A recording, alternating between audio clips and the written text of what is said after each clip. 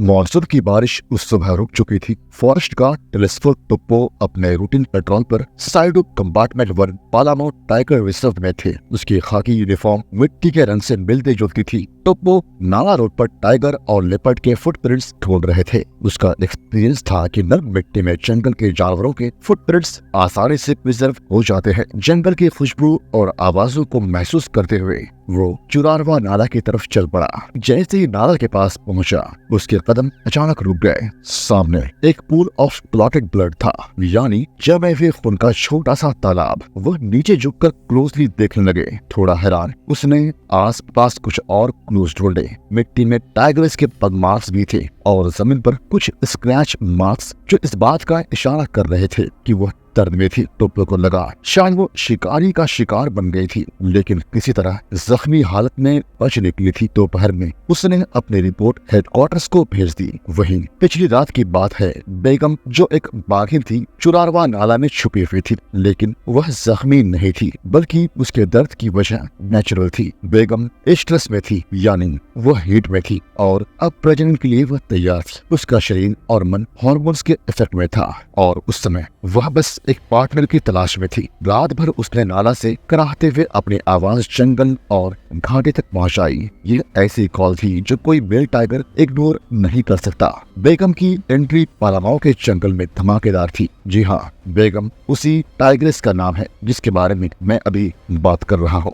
वह रात किस्मत वाली थी। बेगम की कॉल का जवाब मिल गया था। कुछ हफ्ते बाद एक जवान और हैंडसम मेल टाइगर नवाब उसके साथ देखा गया।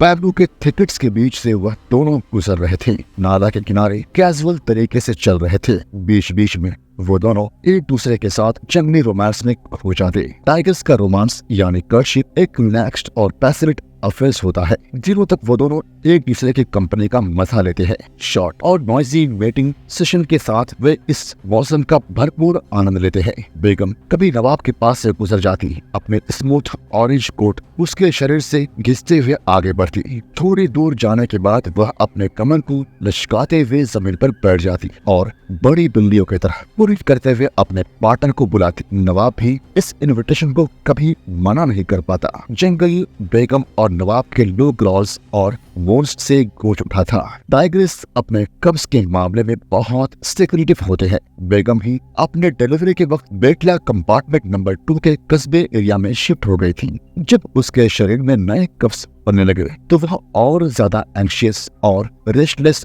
हो गई। मैट्रिमोनियल इंस्टिंक्ट्स के अंदर वो एक छोटे से एरिया में कन्फाइंड हो गई। सिर्फ शिकार के लिए बाहर निकलती थी। 1983 के एंड में जब विंटर पालामाओ में आया तो जंगल के ड्वेलर्स को 4 प्यारे कब्स की म्याइंग ने खुश कर दिया। बेगम उनके साथ ज्यादा वक्त बिताने लगी और गांव वाले भी खुश थे क्योंकि उनके पालतू पशुओं का शिकार कम हो गया था। मिटका पीपर के पास एक वाटरहोल उनका चिलिंग स्पॉट बन गया था। कब वहाँ बैम्बू थिकेट्स में मस्ती करते, जबकि बेगम उनके शरारत पर नजर रखती थी। लेकिन एक मेल टाइगर का आसपास होना बेगम के लिए चिंता का सबब था। जल्दी ही बेगम ने अपना एरिया शिफ्ट करके बेटला कंपार्टमेंट नंबर 1 को अपना नया घर बना लिया।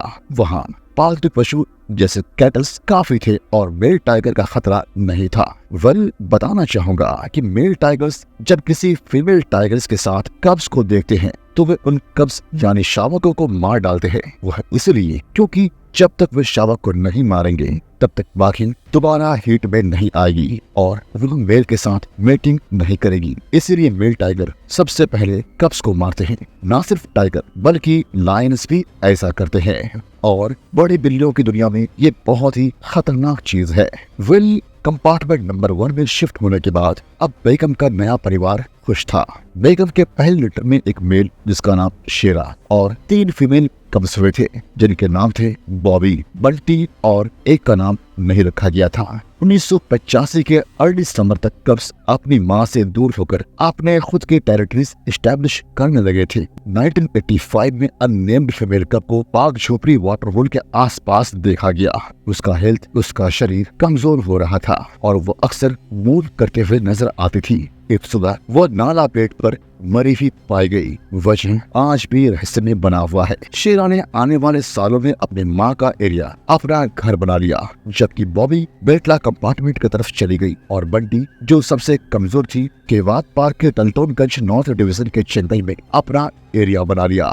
नॉर्मली टाइग्रेसिस अपनी माँ की एरिया इनहेरिट करती है और मेल कब्स नई टेरिटरी ढूंढने निकल जाते हैं, लेकिन बेगम के कब्स ने इस रूल को तोड़ दिया।